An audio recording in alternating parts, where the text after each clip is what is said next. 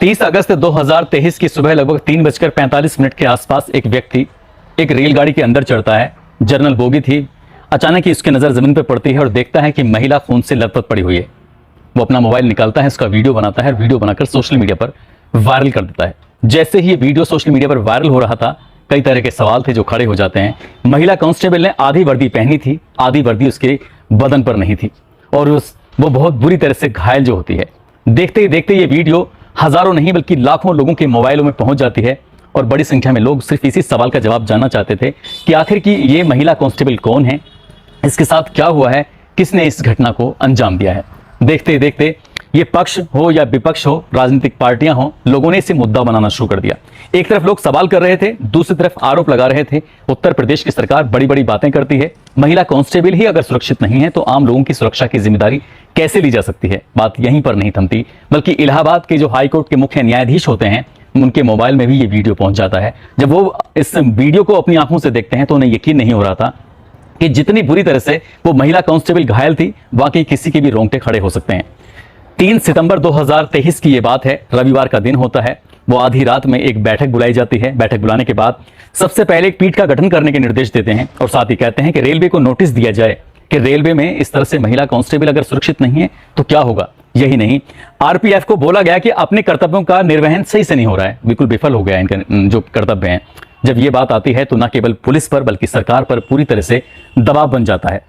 Railway police force हो या Uttar Pradesh police हो या एसटीएफ हो, जितनी भी विंग होती हैं सब के सब सवालों के घेरे में खड़े हो जाते हैं और उसके बाद फिर पुलिस अपना काम करना शुरू कर दिए। जैसे क्या हर आदमी चाहता था जिसके मोबाइल में ये वीडियो पहुंचता है कि आखिरकार इस महिला कांस्टेबल के साथ हुआ क्या है। पुलिस भी यही जानना चाहती थी कि आखिरकार इस महिला कांस्टेबल के साथ हुआ क्या है। लेकिन 3 सप्ताह गुजर जाते हैं, उस लड़की को होश नहीं आता, वो बोल नहीं पाती। जब बोलती है तब सच सामने आता है। आदाब, नमस्कार, सत श्री अकाल। मैं उस्मान सैफी। आज की जो सच्ची घटना मैं आपको सुनाने जा रहा हूं, ये सच्ची घटना है उत्तर प्रदेश का एक जिला है अयोध्या। बात कर रहा हूं 21 सितंबर 2023 की रात लगभग 1:30 बजे के आसपास उत्तर प्रदेश पुलिस और एसटीएफ को एक सूचना मिलती है कि इनायत नगर थाना क्षेत्र का चमोला गांव लगता है, वहां पर कुछ लोकेशन मिली है। 2-3 लोगों की लोकेशन की जब सूचना मिलती है, पुलिस ने घेराबंदी करना शुरू कर दिया। पुलिस जब वहां पर पहुंचती है तो दूसरी तरफ से गोलियां चलनी शुरू हो जाती हैं। इसमें एक दरोगा, 2 सिपाही भी घायल हो जाते हैं। लेकिन वो हिम्मत जुटाते हुए जब अपनी तरफ से जवाबी कार्रवाई कर रहे थे तो उसमें 2 लोगों को गोली लग जाती है। एक व्यक्ति का नाम होता है आजाद खान और एक व्यक्ति का नाम होता है विशंबर दयाल उर्फ लल्लू। ये घायल हो जाते हैं।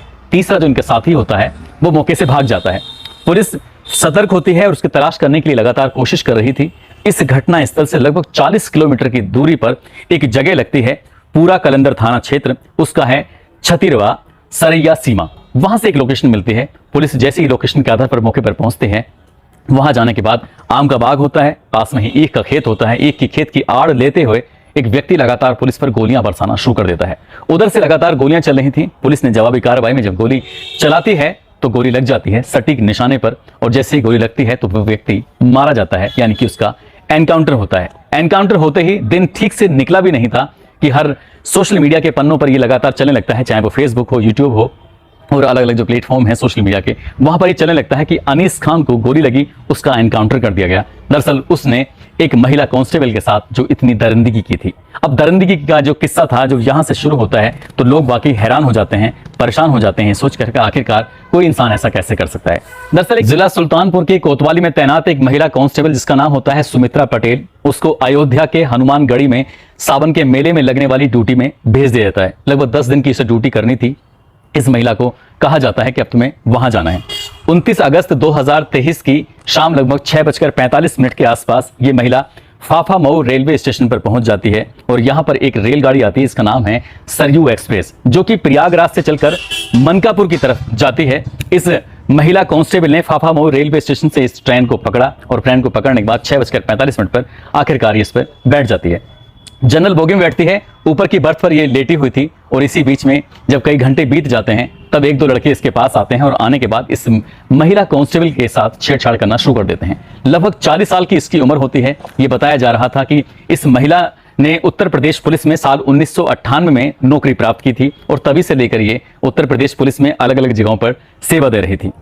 जैसे इसके साथ छेड़छाड़ की घटना को अंजाम दिया गया था, इस महिला कांस्टेबल को इतना गुस्सा आता है, ये अपनी सीट से उतरती है और उतरने के बाद जो व्यक्ति से छेड़छाड़ कर रहा था उसको उठाकर एक बहुत बुरी तरह से पटकी मारी जाती है और जो आसपास के लोग थे, आसपास के लोग भी देखते रह जाते हैं। माहौल बिल्कुल पूरी तरह से शांत हो जाता है, सबके सब अपने अपने काम में व्यस्त हो जाते हैं, कोई कुछ नहीं बोलता, शांति एकदम से हो जाती है। उसके बाद ट्रेन अपनी रफ्तार जो थी उसने रफ्तार पकड़ ली।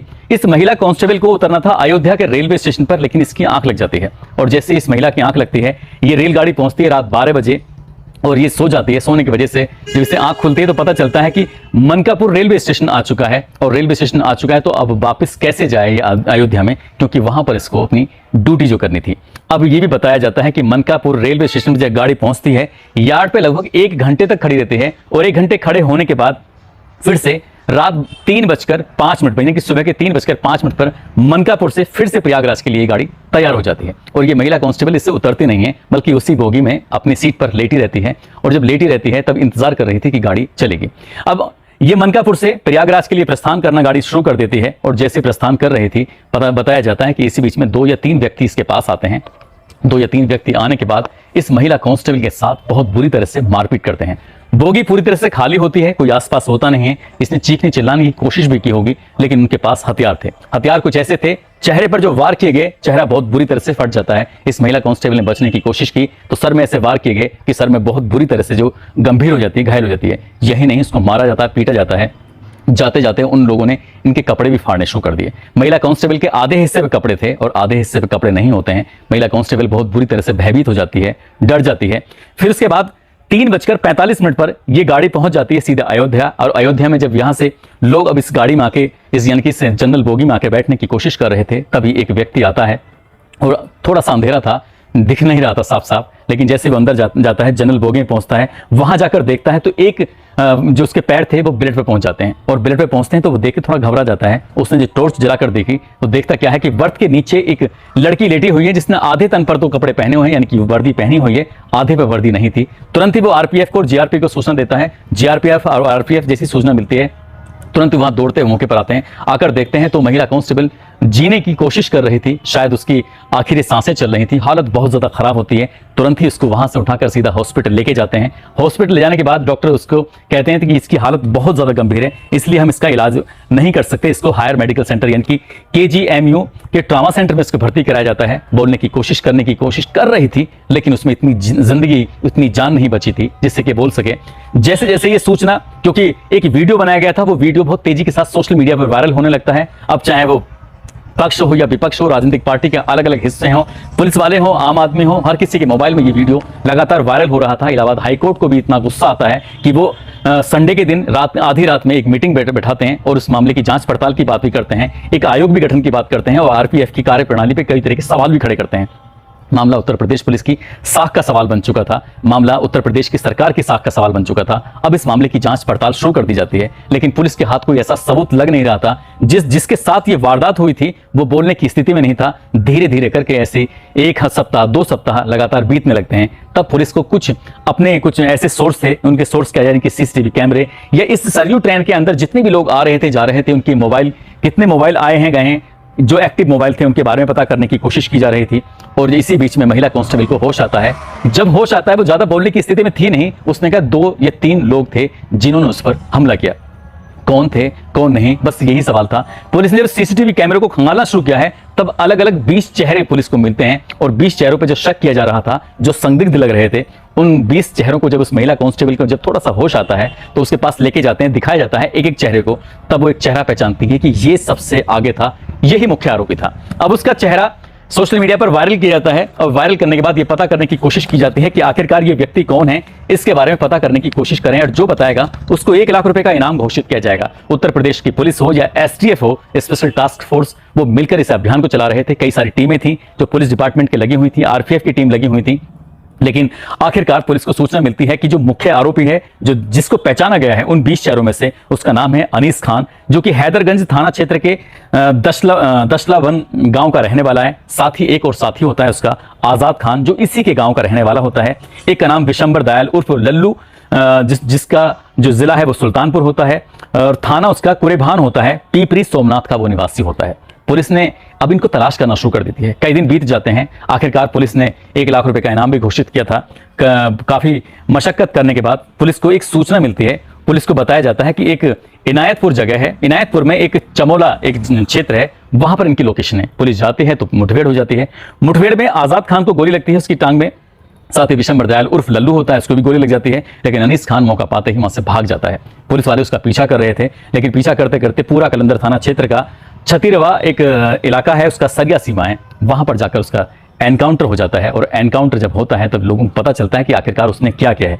पुलिस जब इनकी कुंडली खंगालना शुरू करती है तो पता चलता है कि अनीस खान पर 6 मुकदमे दर्ज हैं, साथ ही आजाद खान पर 12 मुकदमे दर्ज हैं, विशंबर दयाल उर्फ लल्लू के ऊपर 3 एफआईआर दर्ज हैं। और अनीस खान का जब रिकॉर्ड खंगाला जा रहा था तो पता चलता है कि साल 2017 में एक छोटी सी बच्ची को ये छेड़छाड़ करता है, उसके साथ बदतमीजी करता है, तब उसके पास पहला मुकदमा दर्ज होता है। साल 2018 में अनीस खान पर एक लड़की का अपहरण कर लेते हैं, इस नियत से कि उसके साथ गंदा और घिनौना कृत्य करेंगे, और उसको लेकर भाग जाते हैं। उसके साथ गंदा घिनौना कृत्य करने की कोशिश करते हैं लेकिन कर नहीं पाते। गोकशी की भी इस पर कई सारी घटनाएं होती हैं जो पुरानी थी।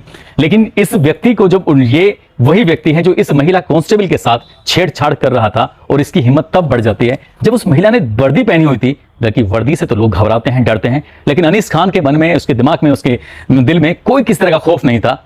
और महिला कांस्टेबल से पहले सीट को लेकर सीट पर जबरदस्ती बैठने की कोशिश कर रहा था, जबकि वो महिला कांस्टेबल अकेली उस बर्थ पर लेटी हुई थी, बैठी हुई थी, और उस पर जबरदस्ती बैठने की कोशिश कर रहा था। उसने मना किया तो उसके साथ उसने छेड़छाड़ करनी शुरू कर दी। जब महिला कांस्टेबल को गुस्सा आता है तो गुस्से में उसको वो पटक देती है, और पटकने के बाद जब वो ये तीनों मिलकर उसे मारने की कोशिश कर रहे थे तब लोगों ने शायद विरोध किया, तब तो वो कुछ नहीं कर पाते हैं। लेकिन जब वो अकेली उसमें रह जाती है, क्योंकि शायद उसकी किस्मत अच्छी नहीं थी, उसे उतरना था अयोध्या के रेलवे स्टेशन पर, लेकिन उसकी आंख लग जाती है, वो सो जाती है, और वो सीधा जो लास्ट स्टॉपेज होता है सरयू एक्सप्रेस का, वहां जाकर वो आंखें खुलती हैं। लेकिन वो पहले से ही घात लगाए बैठे थे, और जैसे ही उन्हें मौका मिलता है वो उसके साथ दरिंदगी करने की भी कोशिश करते हैं। हालांकि पुलिस की रिपोर्ट में ऐसा नहीं आया है कि उसके साथ कोई दरिंदगी वगैरह हुई है। पुलिस ने एफआईआर भी दर्ज की है, और एफआईआर दर्ज करने के बाद जो बच्चे हैं उनका भी इलाज किया जा रहा है। जो 3 पुलिस वालों को शायद गोली लगी है वो भी घायल हुए हैं, उनका भी इलाज चल रहा है।